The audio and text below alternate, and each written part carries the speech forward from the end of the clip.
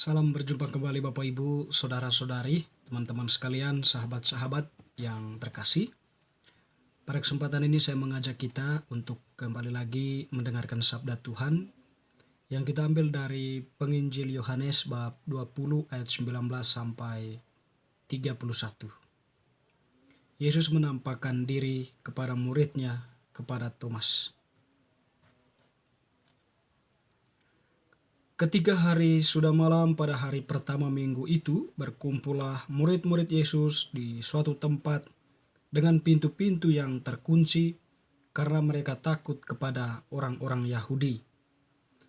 Pada waktu itu datanglah Yesus dan berdiri di tengah-tengah mereka dan berkata, "Damai sejahtera bagi kamu." Dan sesudah berkata demikian, ia menunjukkan tangannya dan lambungnya kepada mereka. Murid-murid itu bersuka cita ketika mereka melihat Tuhan. Maka kata Yesus sekali lagi, "Damai sejahtera bagi kamu. Sama seperti Bapa mengutus aku, demikian juga sekarang aku mengutus kamu." Dan sesudah berkata demikian, ia mengembusi mereka dan berkata, "Terimalah Roh Kudus. Jikalau kamu mengampuni dosa orang, dosanya diampuni. Dan jikalau kamu menyatakan dosa orang tetap ada, dosanya tetap ada." Tetapi Thomas, seorang dari 12 murid itu yang disebut Didimus, tidak ada bersama-sama mereka ketika Yesus datang ke situ. Maka kata murid-murid yang lain itu kepadanya, "Kami telah melihat Tuhan." Tetapi Thomas berkata kepada mereka, "Sebelum aku melihat bekas paku pada tangannya, dan sebelum aku mencucukkan jariku ke dalam bekas paku itu, dan mencucukkan tanganku ke dalam lambungnya, sekali-sekali aku tidak percaya." 8 hari kemudian murid-murid Yesus berkumpul kembali dalam rumah itu dan Thomas bersama-sama dengan mereka. Sementara pintu-pintu terkunci, Yesus datang dan ia berdiri di tengah-tengah mereka dan berkata, "Damai sejahtera bagi kamu." Kemudian ia berkata kepada Thomas, "Taruhlah jarimu di sini dan lihatlah tanganku. Ulurkanlah tanganmu dan cucukkan ke dalam lambungku. Dan jangan engkau tidak percaya lagi, melainkan percayalah." Thomas menjawab dia, "Ya Tuhanku dan Allahku." Kata Yesus kepadanya, "Karena engkau telah melihat aku, maka engkau percaya. Berbahagialah mereka yang tidak melihat, namun percaya." Memang masih banyak tanda lain yang dibuat Yesus di depan murid-muridnya yang tidak tercatat dalam kitab ini. Tetapi semua yang tercantum di sini telah dicatat supaya kamu percaya bahwa Yesuslah Mesias, Anak Allah, dan supaya kamu oleh imanmu memperoleh hidup dalam namanya. Demikianlah sabda Tuhan, terpujilah Kristus. Teman-teman sekalian, Bapak Ibu Saudara-saudari yang terkasih, Penginjil Yohanes yang kita dengarkan tadi mengisahkan tentang Yesus yang menampakkan diri kepada murid-muridnya dan sekaligus menepis ketidakpercayaan Thomas. Jadi dikisahkan pertama-tama Yesus menampakkan diri kepada para muridnya, kecuali Thomas. Thomas waktu itu tidak ada. Sapaan yang disampaikan oleh Yesus di awal perjumpaan itu adalah damai sejahtera bagi kamu. Artinya sebuah sapaan damai. Ya mungkin ya pesan yang mau disampaikan bahwa damai itu ya menjadi poin penting juga ya dalam hidup bersama.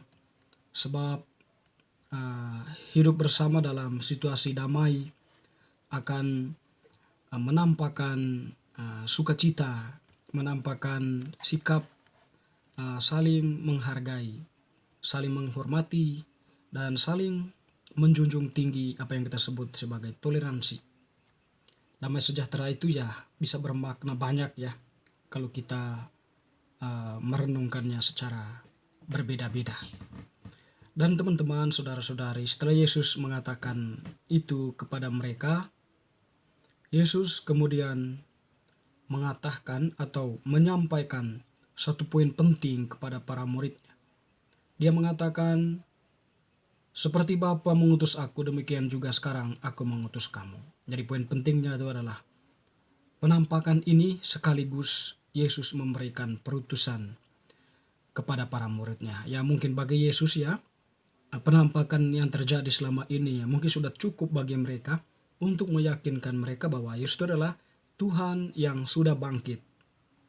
Dan itulah yang sekiranya menjadi iman kuat para rasul atau dasar iman para rasul kepada Yesus, yang nantinya itu mereka diutus untuk mewartakan Yesus yang bangkit. Nah, dalam tugas perutusan itu, Yesus juga membekali mereka atau menghembusi mereka Roh Kudus. Jadi dia mengatakan dan sesudah berkata, ia menghembusi mereka dan berkata, terimalah Roh Kudus. Dan konsekuensi lanjut dari Roh Kudus yang mereka terima itu adalah Yesus mengatakan berkaitan dengan pengampunan dosa. Jika kamu mengampuni dosa orang, dosanya diampuni. Dan jikalau kamu menyatakan dosa orang tetap ada, dosanya tetap ada. Artinya di sini kuasa pengampunan dosa sudah diberikan oleh Yesus kepada para muridnya. Sekaligus ya di sini ya bisa kita pahami salah satu pendasaran berkaitan dengan sakramen tobat ya. Di sini ya, di mana Tuhan Yesus sendiri yang memberi kuasa kepada para muridnya untuk mengampuni dosa bagi setiap orang yang mau mengampuni dosanya, dan mereka berkuasa untuk memberikan pengampunannya atas nama gereja, di mana Allah pelaku utamanya, cuman para murid itu yang semacam semacam mereka yang wujud nyata dari Allah itu ya, sakramen melalui sakramen imamat mereka maupun sakramen baptis yang mereka terima, memberikan pengampunan kepada orang-orang yang mau mengakui dosanya dengan tulus. Teman-teman saudara-saudari yang terkasih, itu penampakan Yesus kepada para muridnya. Waktu itu Thomas belum ada.